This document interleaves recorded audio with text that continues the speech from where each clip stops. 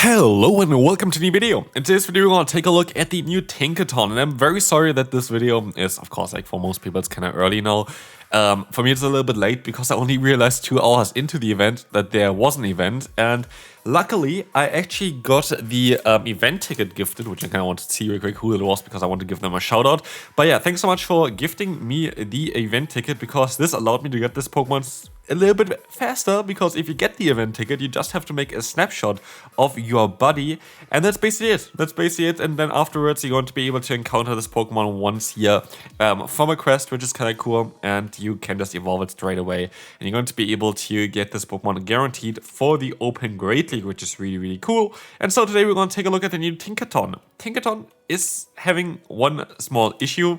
It got nerfed before it got released. By the way, the person who gave it to me is KN458, so thanks so much for you for sending me the event ticket. I don't really buy event tickets that much anymore. I actually would have bought this one on my own anyway because it gives you a really cool pose in the game. But yeah, they allowed me to make this video a little bit earlier here now. And again, if I actually realized that the event was on 2 hours earlier, I would have been fine already with the video out 2 hours earlier, but it is what it is. So today we're going to take a look at the Tinkaton, and today we're going to take a look at how good this Pokemon is going to be in the Spring Cup, where you can still at least use it. And I definitely will take a look at this Pokemon as well in the Open Great League when this is going to be out again. But let me tell you, this Pokemon is so much fun to run.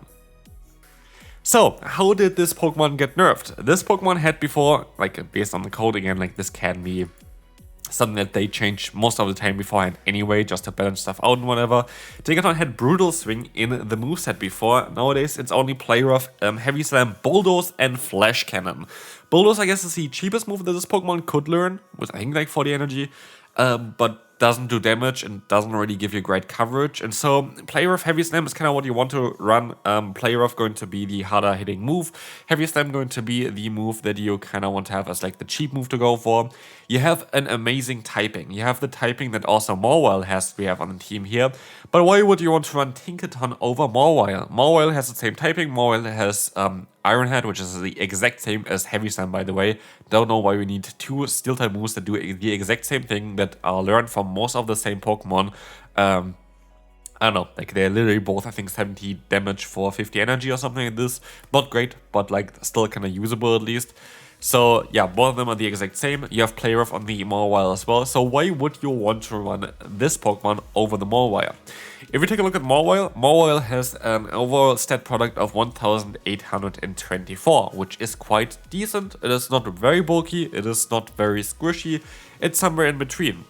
Taking a look at Tinkaton though, on the other hand, Tinkaton is going to have a stat product. If you can get it, you have to trade for it because I think it's only an X otherwise, of 2132. Like this maybe doesn't really tell you that much if you are not really aware of like what the numbers kind of say for you, but basically having 300 overall stat product for a Pokemon is huge. This gives you way more bulk, makes you way better in the Go Battle League as well because bulk is king. And this is why Tinkaton is way superior over Mawile, even if Tinkaton has Egg IVs basically. It's not as much then, but it's still better than the Mawile. Tinkaton also going to be great for both Ultra League as well as the Great League. And for the Ultra League, you want to have one that has Hatch IVs anyway. So that's going to be actually more beneficial for you, as Tinkaton is going to definitely want to kind of have this. And I'm just looking at the rankings here on PvPoke real quick as well. Tinkaton is, for the Ultra League, the number 5 spot. For the Great League, it's the number 7 spot. It is instant meta. It is going to be an insane Pokemon to run. And I can't wait to try it out. But again, I think as far as I know, it's only available currently through egg hatches, which is going to make it a bit more difficult to collect. Yeah, anyway, we're going to take a look a little bit at the gameplay of this Pokemon. Again, we don't have the perfect IVs, which means that this Pokemon is going to, still be not at the full potential, which you have to get through only like trading. I will also say trade this one away as well, even though I build it, because at the end of the day I want to have a better one than this one, and this one doesn't have the IVs that you need for the Ultra League. You need actually more HP and defense for the Ultra League. You need, I think, like something like 11, 15, 15 or something for it. So yeah, this one is not really good for this one as well. But let's take a look now at the next opponent.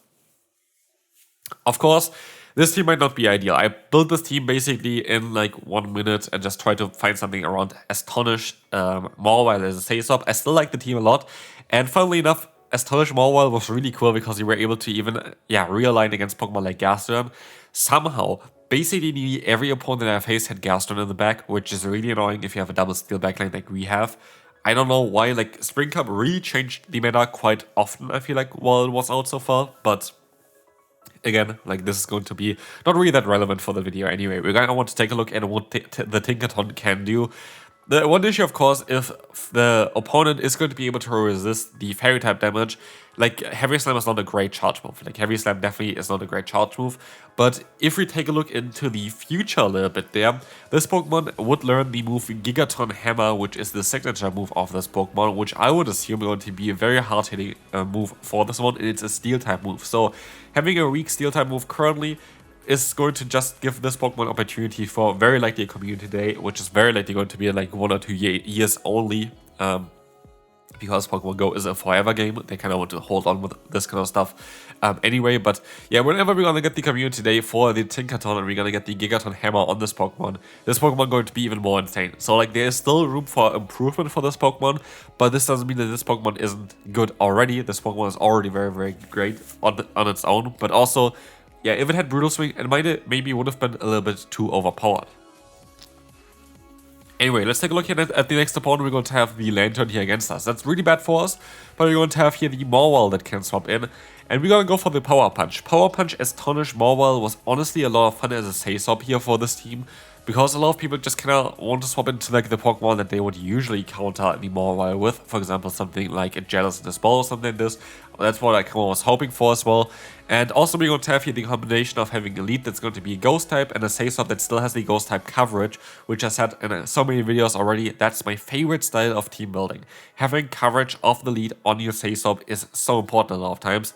And here we will be able to actually realign ourselves. We are 2 shields down, but we have a Morwell with like +3 attack or something at this point. You can go for another Power Punch against the opponent here as well. We get the shield this time around. And look at how low the opponent's Lantern is going to be already. They can go for the full farm down, but as we'll see here, we're going to be able to go into our Tinkaton, which can take a hit. It's going to be a Thunderbolt, and it barely does any damage. Like, honestly, for a Thunderbolt, this was not a lot. And they reveal that they're going to have a Tropius in the back here, which is maybe not ideal for us, as we're going to have here our Jellicent, but Jellicent actually can still deal with it a tiny bit, because we're going to be able to take a Leaf Blade and we're going to be able to go for 2 Shadow Balls. So when we have a little bit of an energy advantage, we actually would be able to win the Zero Shield scenario against the Tropius. But I actually decided to bait here, which works out great, because now I can still try to go for another charge move. I can even go for the Shadow Ball in time here to win the matchup of Jellicent against Tropius, even though Tropius had a shield.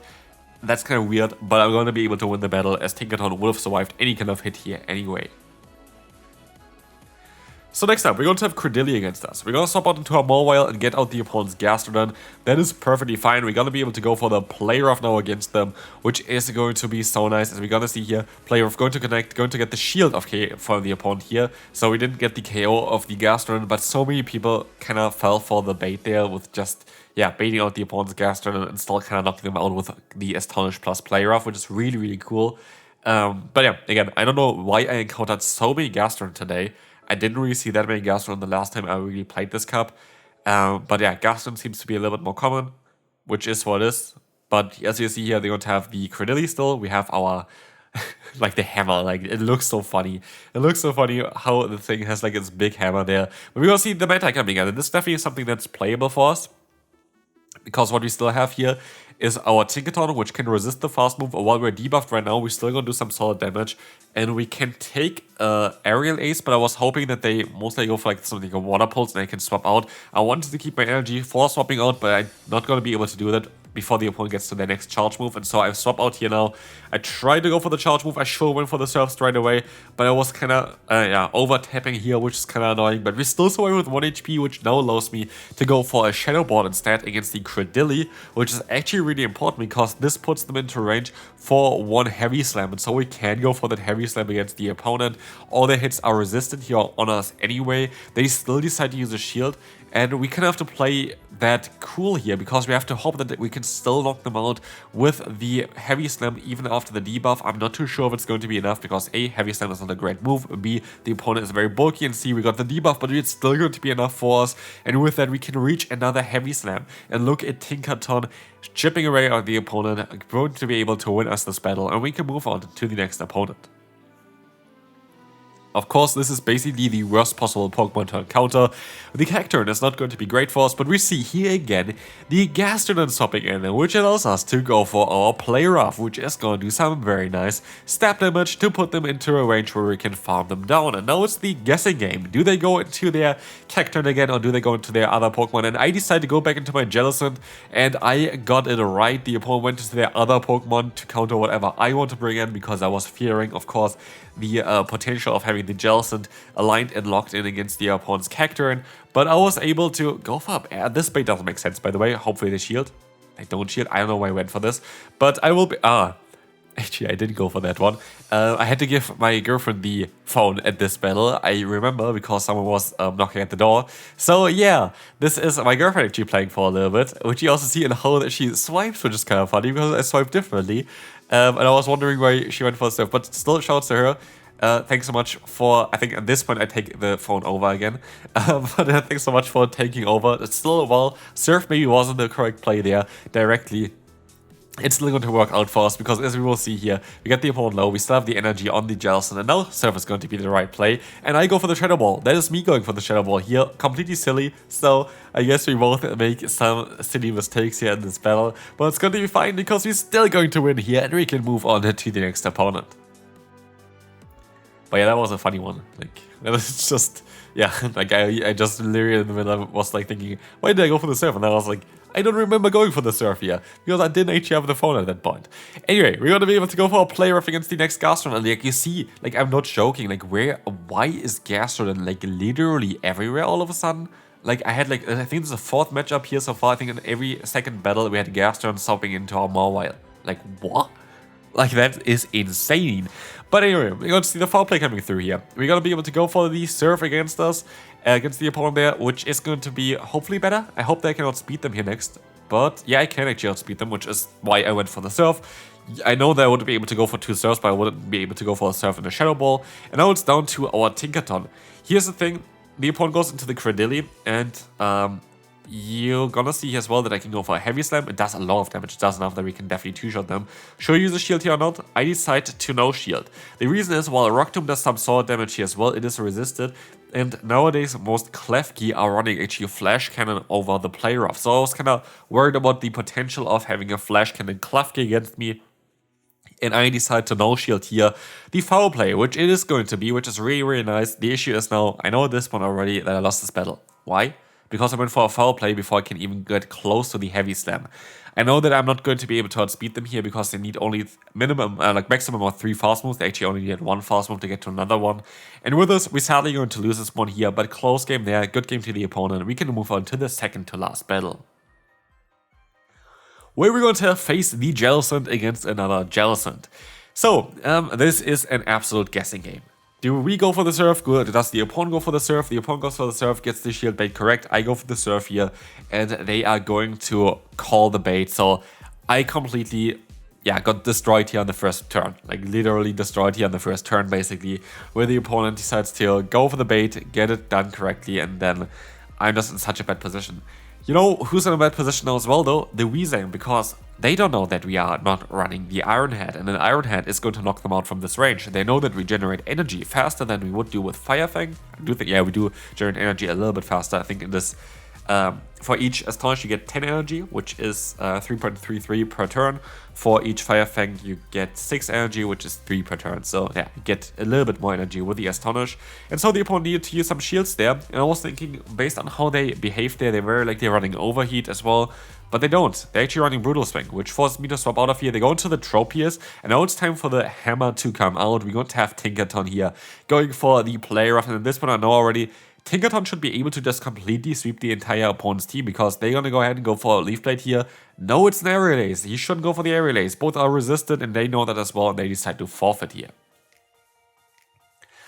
Final battle for today's video. This was a weird one. They have the Ferrothorn on the lead, and I know that I need my Mawile for it, so I swapped onto my Tinkaton instead, hoping that they would swap out, thinking it was a Mawile. But no, they decided to stay in here. And not only this, they're also running Flash Cannon and Metal Claw as a fast move. And I was like, what is going on? I was hoping that they maybe don't know my moveset, but they do know my moveset, and with that, we don't have really anything to do here. But I also know that if I don't shield the next one, I just basically gained absolutely nothing. if I at least shield this one here, I can still get the shield from the opponent or realignment. Like yes, we're 2 shields down, but we shield up 2 flash cans, which would have done a ton of damage.